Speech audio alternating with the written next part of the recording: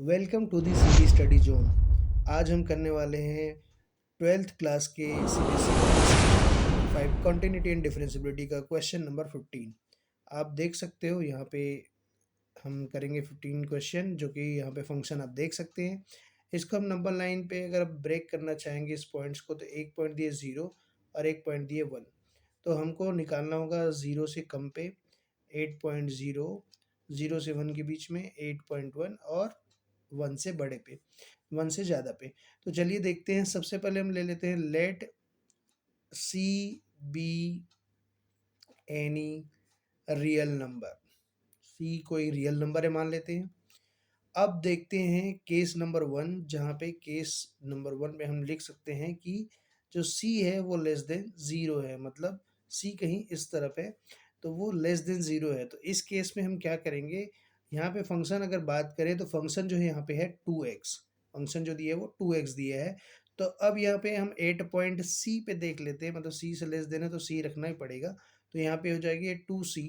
और हम अगर बात करें limit x tends to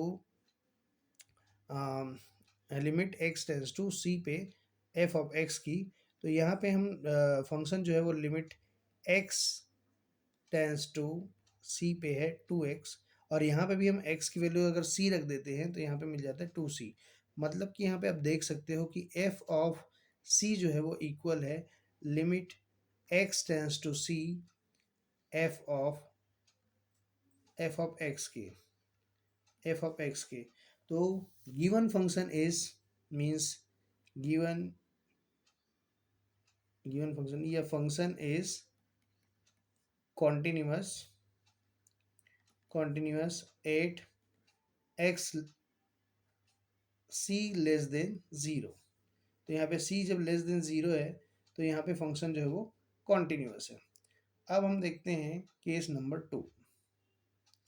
case number 2 में ये आ जाएगा 8 पॉइंट सी, मीन्स जब let c is equals to 0। जब c इक्वल्स टू 0 होगा तो क्या होगा, तो इस पॉइंट पे हमको left hand limit right hand limit दोनों निकालना पड़ेगा, साथ ही 8 पॉइंट सी भी निकालना पड़ेगा। 8 पॉइंट सी इक्वल्स टू 0।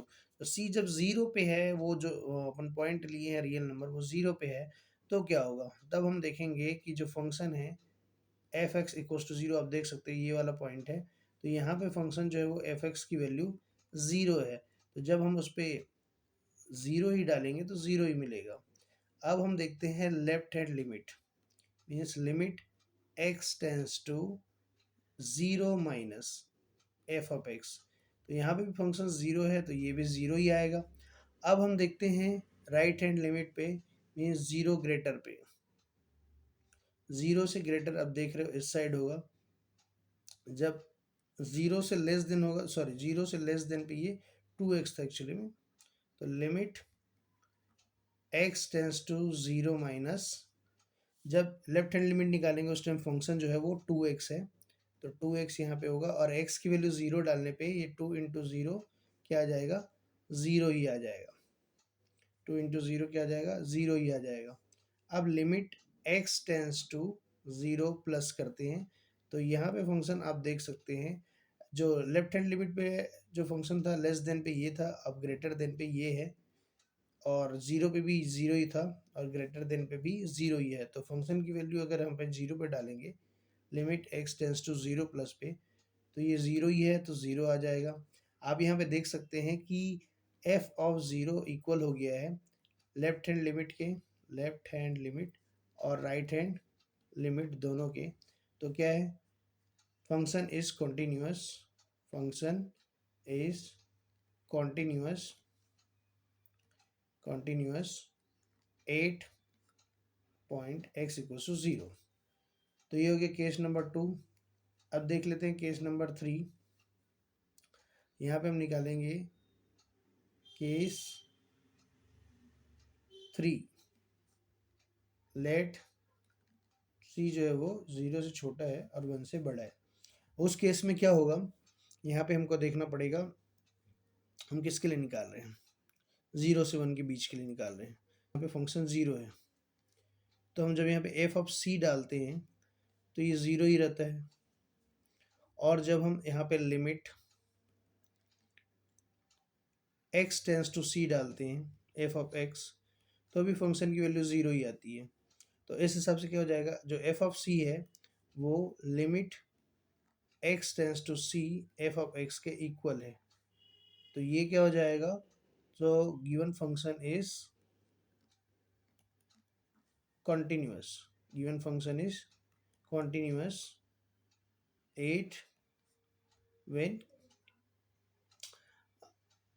जो c है वो ग्रेटर देन 0 है और लेस देन 1 है, उस पॉइंट पे ये क्या होगा, कॉन्टिन्यूस होगा। तो ये हो गया तीसरा केस। अब हम देख लेते हैं चौथा case, case number 4। Case number 4 पर क्या है, 8x equals to 1, 8x equals to 1, 8x equals to 1 पे क्या होगा, 8x इक्वल्स टू 1 पे हमको तीनों पॉइंट निकालना पड़ेगा। जैसे यहाँ पे फंक्शन अगर x इक्वल्स टू 1 पे देखें तो इक्वल्स टू 1 पे फंक्शन है 0, तो हम जब f ऑफ 1 भी निकालें तो इसकी वैल्यू क्या हो जाएगी, 0। अब हम देखते हैं लेफ्ट हैंड लिमिट पे, limit x tends to 1 minus, x tends to 1 minus पे देखते हैं फंक्शन क्या है, x लेस देन 1 पे यही फंक्शन है, 0 ही है, तो यहाँ पे भी वैल्यू क्या आ जाएगा, 0 आ जाएगा। अब when limit x tends to 1 plus, तो यहाँ पे फंक्शन क्या है, यहाँ पे फंक्शन है 4x, तो ये क्या हो जाएगा, limit x tends to 1 plus और ये है 4x, तो x की वैल्यू जब हम डालेंगे तो ये हो जाएगा 4 इंटू 1 और ये आ जाएगा 4। तो आप देख सकते हो left hand limit is not equals to right hand limit, यहाँ पे left hand limit is not equals to right hand limit, left hand limit is not equals to right hand limit. So function is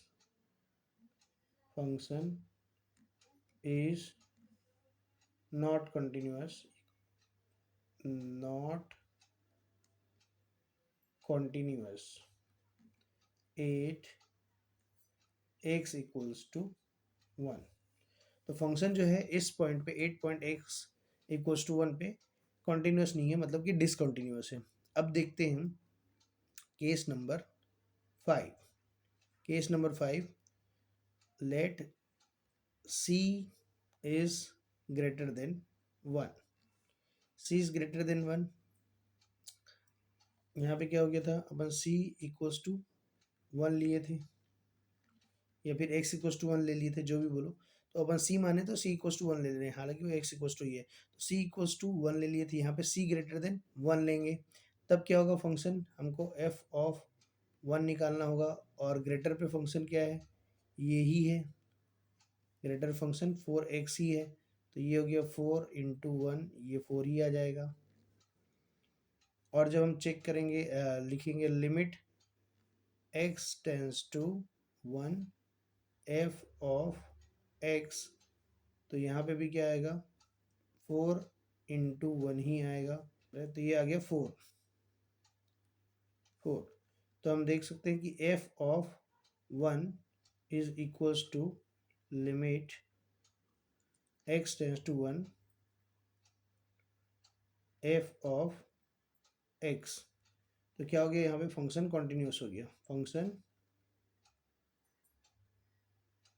continuous हो गया, function is continuous 8 c greater than 1। तो overall देखा जाए तो यहाँ पे function discontinuous कहाँ पे है, सो फंक्शन इज ओवरऑल क्या बोलेंगे, function is discontinuous 8x equals to 1 only.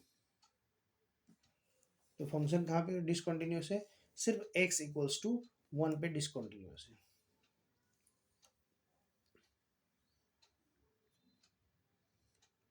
ठीक है। तो यहाँ पे हम नीचे जाते हैं। अब नेक्स्ट क्वेश्चन देखते हैं कि कैसे इसको सॉल्व करना है। तो ये क्वेश्चन भी लगभग सेम ही है, आपको यहाँ पे सिर्फ -1 पे निकालना है, तो ये आप निकाल सकते हो।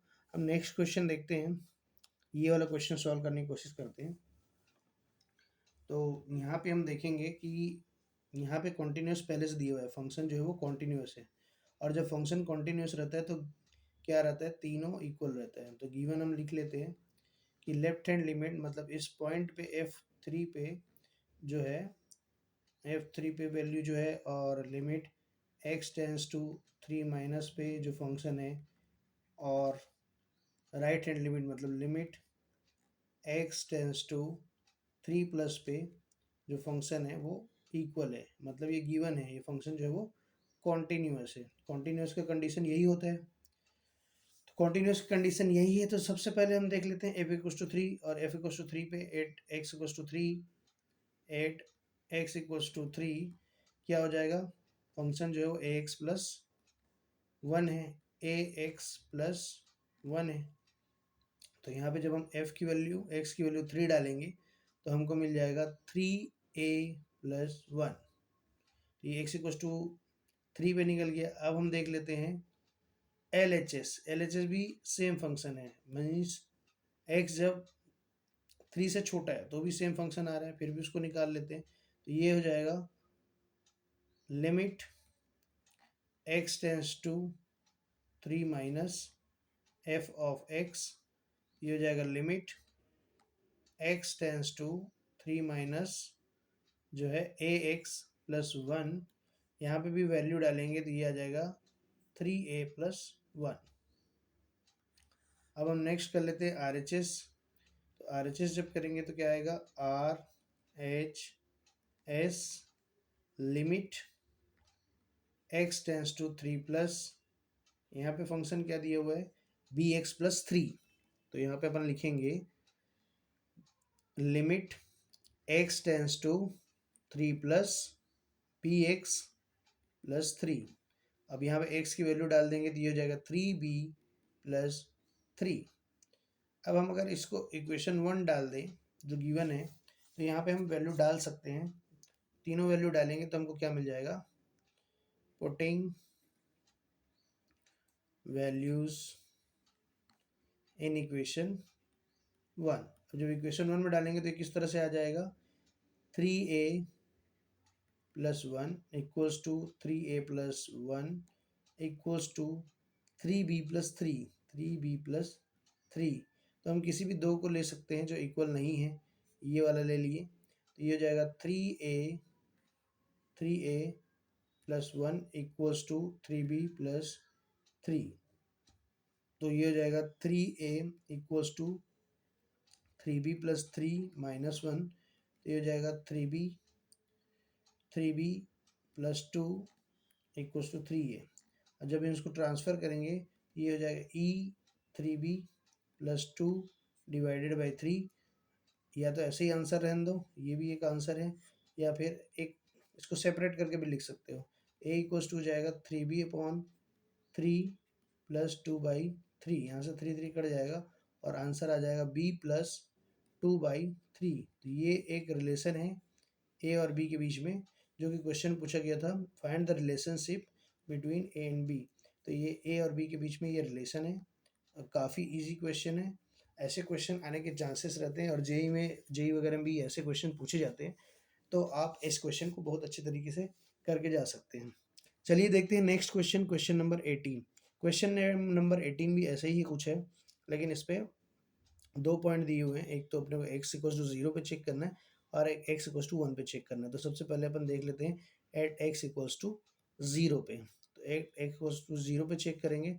अगर हम बोले हैं तो ये बोला है कि कंटिन्यूस है एट इक्वल्स टू 0 पे, तो अपने को दोनों साइड चेक करना पड़ेगा। पहले अपन 0 पे चेक कर लेते हैं, तो अपने को लेफ्ट हैंड लिमिट और राइट हैंड लिमिट और 0 पे चेक करना पड़ेगा। तो हम देखते हैं कि यहाँ पे फंक्शन जो है x इक्वल्स टू 0 पे जो है एफ ऑफ एक्स जो है वो lambda equals to x square minus 2x है। तो अगर हम यहाँ पे 0 वैल्यू डालते हैं 0, तो क्योंकि अंदर वाली वैल्यू 0 हो जाती है, 0 स्क्वायर माइनस 2 इंटू 0, तो ये पूरा जो है लेमडा ज़ीरो हो जाता है, एफ ऑफ ज़ीरो ज़ीरो हो जाता है। अब हम देखते हैं left hand limit. Left hand limit में भी सेम फंक्शन है। यहाँ पे हम देखेंगे limit x tends to zero minus f of x, then यहाँ पे फंक्शन की वैल्यू डालेंगे limit x tends to zero, जो फंक्शन की वैल्यू वही है same lambda x square minus 2x। यहाँ पे भी हम ज़ीरो की वैल्यू डालते हैं तो ये हो जाता है zero square minus 2 into zero, और बाहर में है लेमडा, तो ज़ीरो से जब लेमडा मल्टीप्लाई होगा तो ये ज़ीरो ही आएगा। तो हमको लेफ्ट हैंड लिमिट भी क्या मिल गया, ज़ीरो मिल गया। अब हम देखते हैं राइट हैंड लिमिट, जो एक्स ग्रेटर देन ज़ीरो है, राइट हैंड लिमिट। तो यहाँ पे आप देख सकते हैं फंक्शन जो है वो है दूसरा, limit x tends to zero plus, यहाँ पे फंक्शन है 4x प्लस वन। तो यहाँ पे हम डाल देते हैं limit x tends to zero plus, और यहाँ पे फंक्शन है 4x प्लस वन। जब हम ये इक्वल डाल रहे हैं, जब वैल्यू डाल रहे हैं यहाँ पे, तो हमको क्या मिल जाएगा, ये मिल जाएगा 4 इंटू ज़ीरो प्लस वन, जो कि हो जाएगा 1। तो आप देख सकते हो left hand limit and right hand limit different है। तो here you can say left hand limit is not equals to right hand limit. जब ये लिमिट इक्वल ही नहीं है तो फंक्शन एट जीरो पे कॉन्टीन्यूस ही नहीं है, तो कॉन्टीन्यूस नहीं है तो लेमडा की कोई वैल्यू नहीं है, कि function is not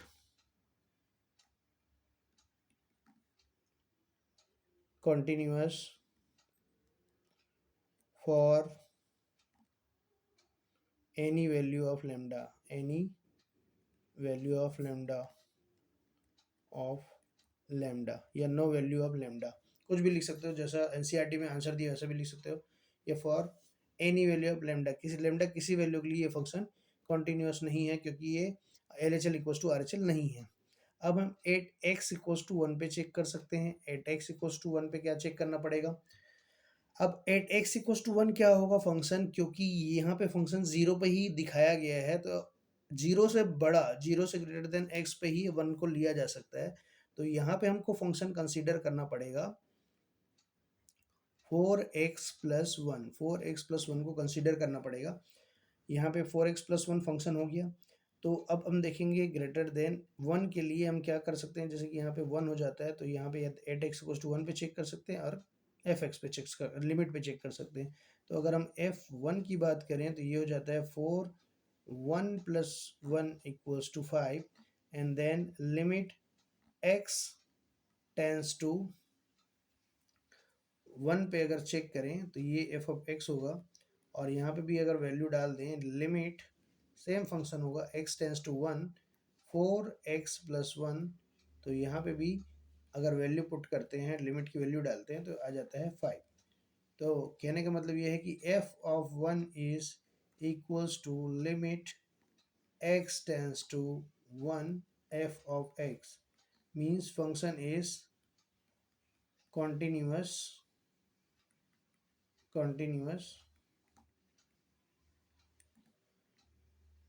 for any value of lambda. अगर लेमडा के लिए भी बताना तो यहाँ पे बोल सकते हो for any value of lambda, for any value of lambda, किसी भी वैल्यू के लिए ये फंक्शन जो है लेमडा है, कॉन्टिन्यूस है। ठीक है, तो यहाँ पे हम देख सकते हैं कि ये भी क्वेश्चन बन गया, काफ़ी इजी था। अननोन वैल्यू को ऐसे ही निकाला जाना है, जिसमें तो आपको कॉन्टिन्यूस दिया रहेगा या फिर आप कॉन्टिन्यूस चेक करेंगे तो आपको अननोन वैल्यूज मिल जाएंगे। नेक्स्ट क्वेश्चन देखते हैं, क्वेश्चन नंबर 19। क्वेश्चन नंबर 19 कैसे बनाना देखते हैं। क्वेश्चन नंबर 19 सॉल्व करने से पहले हमको पता होना चाहिए कि ये जो वैल्यूज़ गिवन है ब्रैकेट में उसको बोलते क्या है, नहीं तो ये सॉल्व नहीं कर पाएंगे। ये जो कहलाता है ये एक्स, ये है ग्रेटेस्ट इंटीजर। यहाँ पे हालांकि इसका डेफिनेशन दे दिया है कि x is greatest integer less than और इक्वल टू एक्स। तो इसका मतलब क्या है, एक्स है greatest integer, greatest integer function, greatest integer function. इसका मतलब क्या होता है, इसके नियरेस्ट वैल्यू को अगर लोगे, जैसे कि मैं इसको पहले एक्सप्लेन कर दूं, अगर ये यहाँ पे जीरो है, ये वन है, ग्रेटेस्ट इंटीजर देखते हैं 1.2 पे, तो 1.2 कहाँ पे आ गया, यहाँ पे। तो उससे छोटा वाला जो इंटीजर है वो उसकी वैल्यू आती है, तो यहाँ पे आ जाएगा 1। और अगर यही यहाँ पे हो 0.9 वैल्यू अगर आता है, 0.9 भी हो, तो उसकी वैल्यू क्या आ जाएगी, 0 आ जाएगी। मतलब बाकी सबसे तो बड़ा होगा, लेकिन उस वैल्यू से इक्वल होगा या फिर उससे छोटा वैल्यू होगा। अगर ये 1 होता तो 1 पे ये 1 ही होता। अगर इंटीजर पे देखें तो उसकी वैल्यू इंटीजर के इक्वल ही आएगी, बट उससे अगर कम होता है, जैसे 0.9 है, तो 0.9 के पास में भले 1 है, लेकिन उसकी वैल्यू आएगा 0, मतलब नियरेस्ट छोटा इंटीजर आएगा। और वहीं पे अगर हम -1.2 अगर देखें तो इससे छोटा -1 नहीं होगा, इससे छोटा होगा -2। इससे छोटा क्या होगा, अगर यहाँ पे नेगेटिव की तरफ जाते हैं, 0 के बाद है -1, और -1 से भी छोटा है ये, तो यहाँ पे -1.2 आएगा। तो ये लेफ्ट साइड ही जाएगा, जो भी वैल्यू निकालना होगा लेफ्ट साइड जाएगा। तो इस तरह से आप देख सकते हैं ग्रेटेस्ट इंटीजर वैल्यू इस तरह से निकाला जाता है। तो हम यहाँ पे देख लेते हैं ग्रेटेस्ट इंटीजर फंक्शन निकालने के लिए। अब इस फंक्शन में हम कैसे निकालेंगे, ग्रेटेस्ट इंटीजर फंक्शन किस तरह से काम करता है आप देख चुके हो। तो अगर हम x की बात करें, तो अगर जो भी वैल्यू रहेगा उसके अकॉर्डिंगली सॉल्व करेंगे। तो यहाँ पे फंक्शन जो दे दिए हमारा दिया हुआ है, एक ही फंक्शन गिवन है, यहाँ पे दिया जी एक्स गिवन है x minus greatest integer function x। तो यहाँ पे कोई पॉइंट नहीं दिया हुआ है, इसलिए हम यहाँ पे लिखेंगे लेट सी बी, क्योंकि इंटीजर के लिए निकालना है, तो लिखेंगे एनी इंटीजर। मान लो सी कोई इंटीजर है, ठीक है। अब इंटीजर क्या हो सकता है, 1 2 3 4 या -1 2 कुछ भी हो सकता है। तो अपन मान लेंगे सी एक कोई कॉमन इंटीजर है, तो वहाँ पे हमको चेक करना है कि फंक्शन कॉन्टिन्यूस है कि नहीं।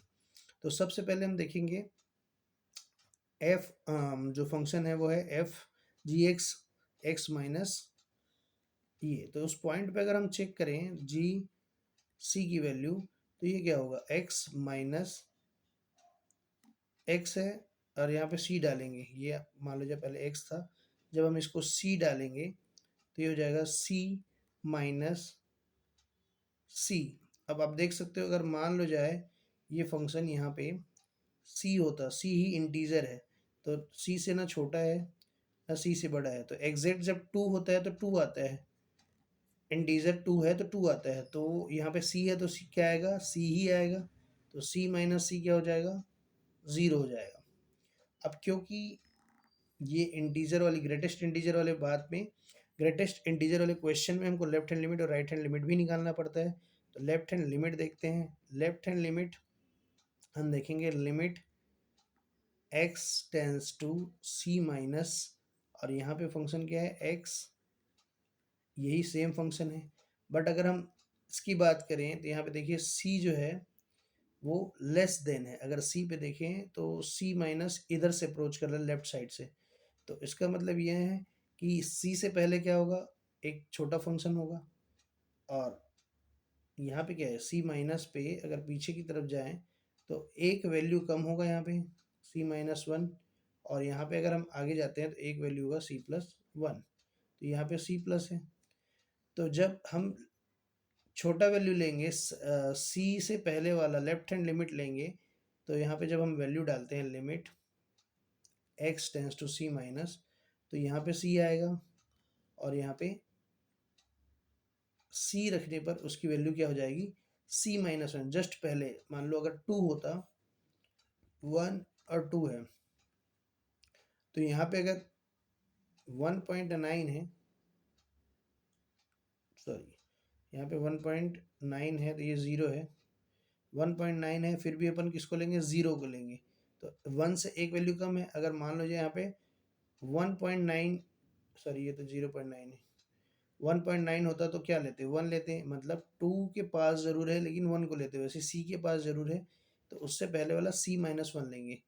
तो यहाँ पे जब वैल्यू पुट करेंगे तो ये क्या हो जाएगा, c, और यहाँ पे ब्रैकेट के अंदर आ जाएगा c-1, क्योंकि लेफ्ट साइड जो वैल्यू है उससे कम वाला इंटीजर लेते हैं। तो यहाँ पे क्या हो जाएगा, c-c+1, ये कट जाएगा और वैल्यू क्या आ जाएगा, 1 आ जाएगा। ये हो गया लेफ्ट हैंड लिमिट। अब जब हम राइट हैंड लिमिट चेक करेंगे, राइट हैंड लिमिट ये हो जाएगा limit x tends to c plus, तो यहाँ पे फंक्शन क्या होगा, x minus root greatest integer function x। तो यहाँ पे देखिए अगर जब हम वैल्यू डाल देंगे c, greatest integer function c, तो ये क्या हो जाएगा, इसकी वैल्यू क्या हो जाएगी, क्योंकि ये c से बड़ा है, c प्लस वैल्यू है, c प्लस वैल्यू है तो प्लस वाले में क्या होता है, से जस्ट पहले वाला लिमिट आता है। यहाँ पे सी प्लस में भी देखेंगे तो सी से पहले वाला सी ही है, सी प्लस वन से पहले वाला क्या इंटीजर है, सी। लेफ्ट साइड वाला जो वैल्यू देखें तो ये भी क्या आ जाएगा, सी माइनस सी। जैसे यहाँ पे देखिए अगर ये यहाँ पे 1.9 होता तो क्या आता, वन ही आता, 0.9 होता तो जीरो आता। तो आगे वाला अगर वैल्यू कोई है तो उसका पीछे वाला इंटीजर लेते हैं, लेफ्ट साइड वाला। तो यहाँ पे क्या आ जाएगा, c माइनस सी की वैल्यू भी जीरो आ जा रही है। तो अब देख सकते हो कि left hand limit is not equals to right hand limit, left hand limit is not equals to right hand limit. हालांकि ये और ये इक्वल आ गया है, लेफ्ट हैंड लिमिट और सॉरी 8 पॉइंट और राइट हैंड लिमिट इक्वल है, but left hand limit is not equals to right hand limit. कोई एक वैल्यू लिमिट नहीं आता है तो वो क्या हो जाता है, फंक्शन जो है यहाँ पे हम लिख सकते हैं कि function is not continuous or discontinuous at all integral point, at all integral points।